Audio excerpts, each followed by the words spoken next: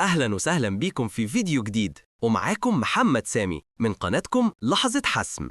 النهاردة هنتكلم عن مهارة أساسية لنجاح أي حد في مجال عمله، وممكن تكون هي المفتاح السحري لفتح أبواب كتير مقفولة قدامك. بناء شبكة علاقات مهنية نتوركينج. إزاي تعرف الناس الصح وتستفيد من علاقاتك؟ كتير مننا بيسمع عن أهمية العلاقات، لكن ما يعرفش يبدأ إزاي، أو بيحس إن الموضوع صعب ومحرج، أو بيفتكر إن الموضوع كله واسطة. ممكن تكون بتشتغل بجد وبتعمل اللي عليك، لكن بتحس إن فرصك محدودة لأنك مش عارف الناس اللي ممكن تساعدك. الحقيقة إن عدم بناء شبكة علاقات مهنية قوية مش بيضيع عليك بس فرص الشغل أو الترقيات، لأ، ده بيحرمك كمان من التعلم من خبرات الآخرين والحصول على نصايح قيمة، وحتى فرصة إنك تكون أنت كمان مصدر مساعدة للغير. ممكن تحس إنك شاطر لوحدك، لكن في عالم الأعمال اللي يعرفوه ممكن يكون أهم من اللي تعرفه. لكن الخبر الحلو إن بناء العلاقات مش معقد، وفي استراتيجيات عملية هتساعدك تبدأ وتطور شبكة علاقاتك المهنية. في الفيديو ده مش بس هنقنعك بأهمية بناء شبكة العلاقات المهنية، لكن كمان هنفهمك المبادئ اللي بتخليه فعال، وهنشاركك خطوات عملية وبسيطة جدا تقدر تطبقها من النهاردة عشان تبدأ في التعرف على الناس الصح وتكون شبكة علاقات قوية ومثمرة تدعم مسيرتك المهنية. يلا بينا نكتشف فن بناء ليه بناء شبكة العلاقات المهنية مهم جدا؟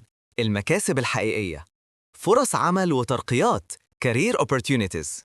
كتير من الوظائف مش بتتعرض بشكل علني. العلاقات بتفتح لك أبواب لوظائف مخفية، وبتخليك مرشح مفضل لأنك معروف وموثوق فيه. تعلم وتطور مستمر learning and development. العلاقات بتخليك تتعلم من خبرات وتجارب الآخرين، وتكتسب نصايح قيمة، وتعرف أحدث التطورات في مجالك. ده بيسرع من تطورك المهني. دعم وإرشاد support and mentorship. وجود ناس عندها خبرة أكبر منك ممكن يقدموا لك إرشاد ودعم، ويساعدوك تتخطى الصعوبات وتاخد قرارات صحيحة. رؤية أوسع للسوق market insights. العلاقات بتديك رؤية أعمق عن سوق العمل والمنافسين والاتجاهات الجديدة، وده بيخليك دايماً جاهز للتغيير. زيادة التأثير والمصداقية influence and credibility. لما تكون جزء من شبكة قوية، ده بيزود مصداقيتك وتأثيرك في مجالك، وبيخليك مرجع للآخرين. إزاي تبني شبكة علاقات مهنية قوية؟ خطوات عملية وذكية. الخطوة الأولى، حدد هدفك define your goal.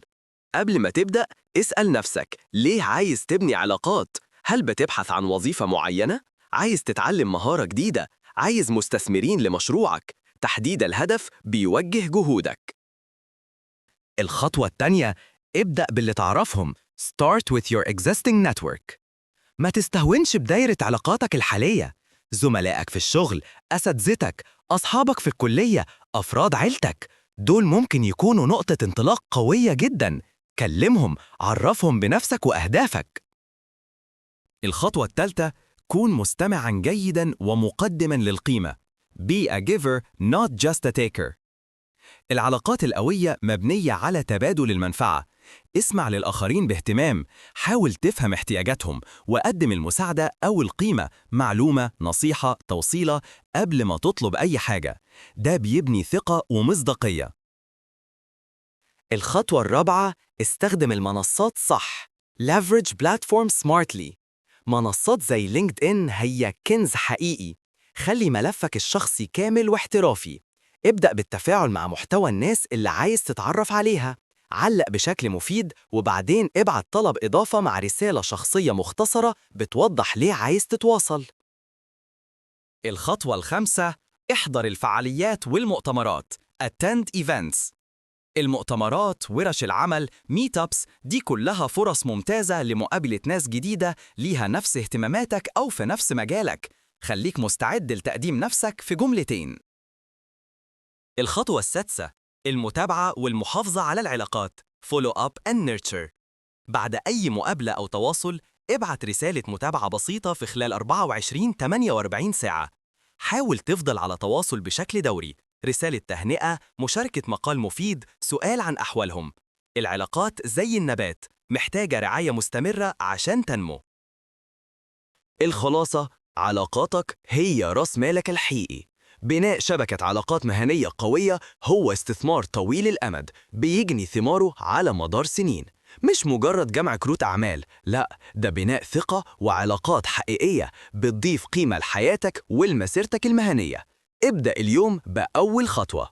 يا رب يكون الفيديو ده ألهمكم وبدأ يفتح أفكار جديدة. شاركنا في التعليقات إيه أول خطوة هتعملها النهاردة عشان تبني علاقاتك، وما تنسوش تعملوا لايك للفيديو وتشتركوا في القناة عشان توصلكم كل الفيديوهات الجديدة.